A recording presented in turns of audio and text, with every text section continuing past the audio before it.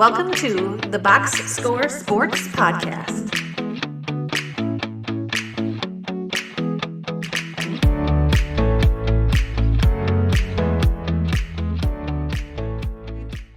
Absolutely. Okay, let's start with the grade. DJ, what was your grade of week 13?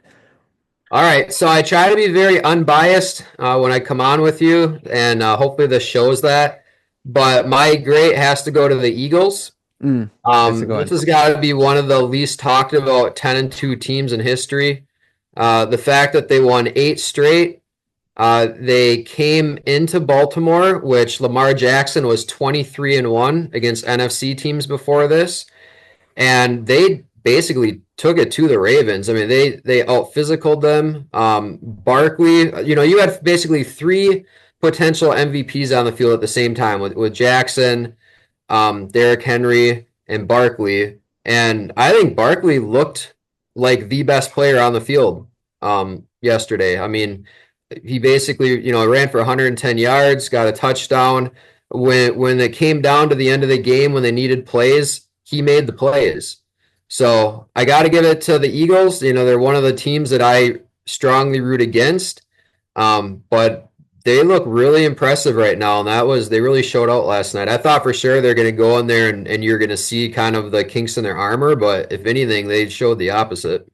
Yeah, they were really impressive, beating one of the better teams in the AFC. And again, like if you look at the numbers, really the Eagles were dominated numbers wise. The Ravens had more yards, they had more first downs, they had more trips to the red zone. They didn't convert any more trips. They had less penalties. So I mean, all the numbers favor the Ravens in this game. But the Ravens, I mean, the Eagles found a way to win. I agree with you on Barkley. He just looks so good. That was one of the best signings this offseason. I think everybody knows that, and then we'll continue to say that. But yeah, it was a big win for the Eagles and to keep pace in the NFC. And as a Lions fan who was rooting against the Eagles so that the Lions could gain some ground on someone this weekend and they gained ground on no one, yeah, it was a little disheartening, but good for the Eagles and Eagle fans. Okay, my grade was the Buffalo Bills. Just dominating the 49ers. Everyone thought it was going to be sort of this like last ditch attempt for the 49ers. They're now 5-7. They're kind of still in it because their division just makes them possible, but the injuries are just so mounting now. Christian McCaffrey is out for at least 6 weeks, is what I heard. But James Cook ran the ball effectively. Josh Allen, the way he can throw that ball in that weather is ridiculous. It doesn't seem like the weather affects him at all. And then they had that one play where Amari Cooper like caught the ball near the goal line and he was getting tackled. And then he like pitched it back to Josh Allen, who ran for a 4-yard touchdown. So for me, the Bills deserve the grade, and right now they look like the best team in the AFC as of week 13. Yeah, I agree. That was a really fun game.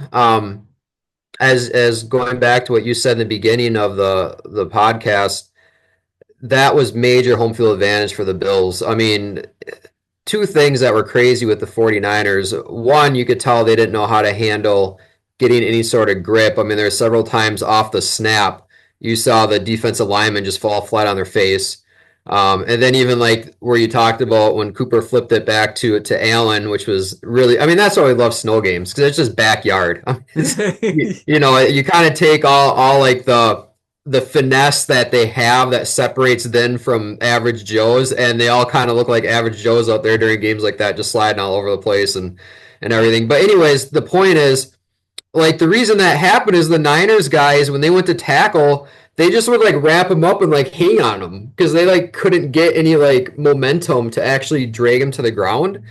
And the Bills, you could tell, are much more used to knowing how to actually get some traction in that weather. But the other thing too is the play calling. Like, I don't know what in the world Shanahan was thinking, because you could obviously see that if you had your running back that would go in a straight line, like at an angle either way, or just get through like one little hole, they were gone, because there's like, you couldn't like cut or take off or accelerate hard to catch up to the running back. But he went to the passing game way too early. I mean, if they just kept running the ball, they were getting like 5, 6, 7, 8 yards a carry, but because he got down by, a couple touchdowns, it's like, oh, we got to go in pass mode. And it's like, no, not in that weather. I mean, as you saw, you could break it 60, 70, 80 yards without doing anything special. You just needed, basically you just needed your offensive line to get off the ball well, and the defensive line and defensive players were like at your mercy because they couldn't respond to it because you can't get any grip on the ground to push off. No, I agree. I felt there were a couple times where I'm just like, why are they throwing the ball in this situation? And like you said, McCaffrey and Mason both had over 6 yards per carry. McCaffrey had 7.6, and obviously he got injured, but it was showing that they had an effectiveness of running the football, but they didn't kind of stick to it as much as I think, like they should have, like you pointed out. I'm with you on that. Okay, you ready to move on to the good? Thanks so much for watching this clip of the Box Score Sports Podcast. I hope you guys enjoyed. If you haven't yet, please subscribe to our channel. Follow us on Instagram and Twitter or X. And we'll talk to you guys real soon. See ya.